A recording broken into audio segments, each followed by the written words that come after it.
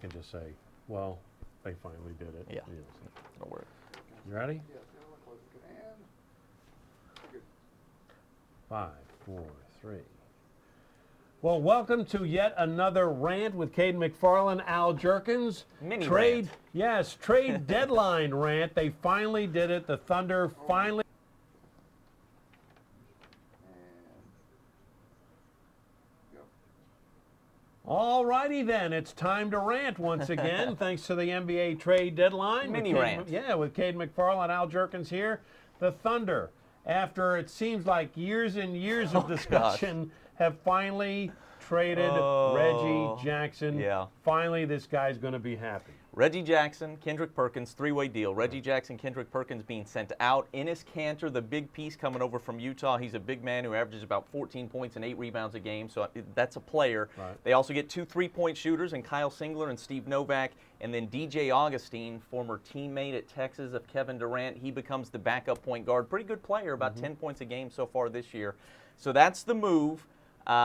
With regard to Kendrick, I really do hate to see him go. I gotta tell you. People bagged on this guy for I years know and it, years, I but know he was it, a I part know of it. so much winning here. As soon as he got here, they had the toughness they needed to win a playoff series or two. And I think he was a really good locker room presence. Absolutely. He no doubt. stuck up for his teammates. I agree. On the court, off the court.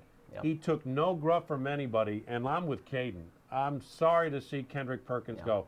Obviously, he's not the greatest basketball player that ever lived, but I thought he did the intangibles, the things on the court that many basketball fans don't realize he does. Setting screens, right. helping out on Absolutely. defense, Being the tough being guy. tough, having to throw an elbow when Yeah. he had to. So I think he's going to be missed. I agree with you completely. They may have upgraded talent-wise, but they lose something that they can't quite replace with Kendrick. We'll see in the playoffs if they're better for it or not.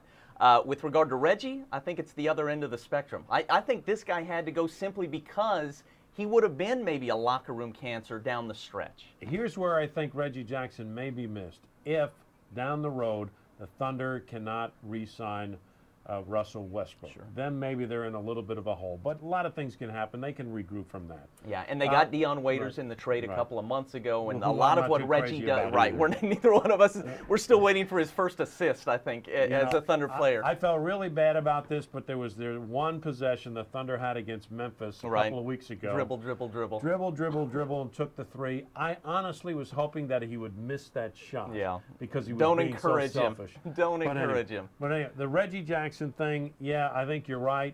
Sort of a cancer. I still think that he has to prove that he's a starting guard in this league. His defense isn't sharp enough to say, you know what, I need starter money. I need $12 to $13 million a year. Now, for $5 or $6 million in NBA, it's all relative. It sounds like a lot of money, but I don't think he's a top-notch starting guard yet. I'm with you there, and I don't know that he'll ever be. There's so many great point guards in this league. I'm not sure Reggie ever gets to that level, but obviously he wants to give it a go. He's not James Harden, but I'll say this. When James Harden left, I didn't think he'd become what James Harden has become, so maybe Reggie's got that kind of ceiling, and it's beyond what even I can see. We'll show highlights at 6 of Enes Kanter. This is an intriguing guy. I mean, because he plays in Utah, not a player that we've paid a whole lot of attention to, but at 6'11", 245, he is physical. He's a good finisher around the rim, really good.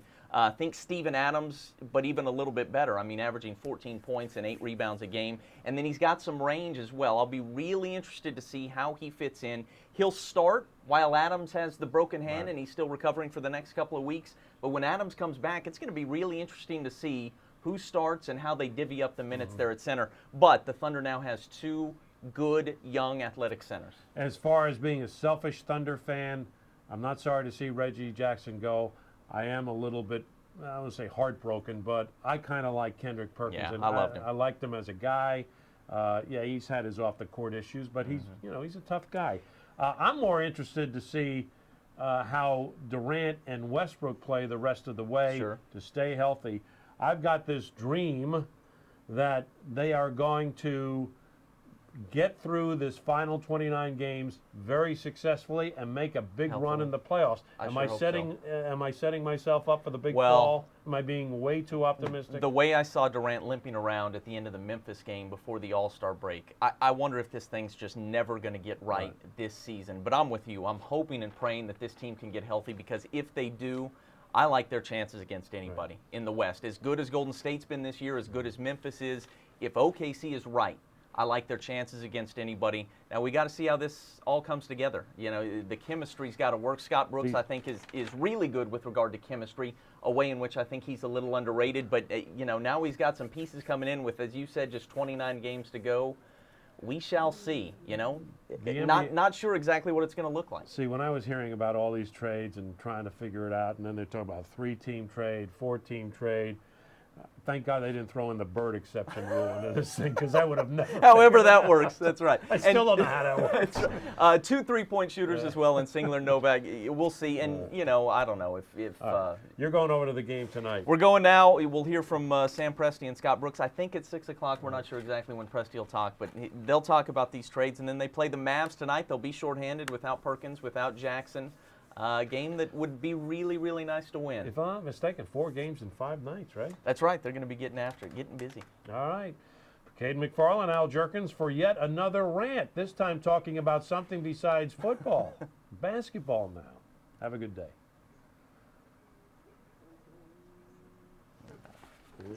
Wrap. Get out of here.